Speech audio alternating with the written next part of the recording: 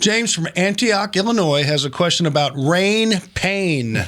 Well, it is. I don't know what that means. We're going to find out, though. It's rain. Well, the pain is mostly in his wallet. Oh, he says it's on this A-frame roof right here. He said, basic, simple thing, but the problem is right here.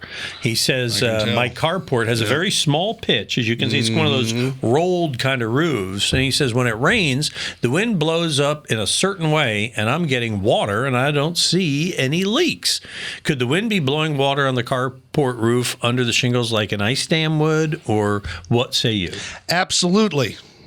It's a real problem with that detail you have, and it can blow water under shingles, and you will get water damage. And eventually, if you ignore it, like we always tell people with Ideal Roofing, if you got a roof leak, get it fixed. Don't let it go just because it's not raining. You've got to take care of it because of structural rot and other things. Now, they do have the peel and sticks or the ice and water shields, or you could even do a metal detail down there that could be 2 or 3 feet. For those of you that live up north, you'll find these roofs that the last 3 feet are metal just to let the snow come off, right? Sure. And you don't get that ice dam factor happening, but it's the same thing, but it has to be done differently. You don't have to replace the whole roof, but probably about 2 or 3 feet up, I'd redetail it. So 2 or 3 runs that way and then down onto the flat as well? Well, if you put the ice and water shield, you take it all off, you visually look at it, you take the ice and water shield, you flash it properly underneath the ice and water shield, then you put your shingles just for looks. The shingles are there just for looks at that point.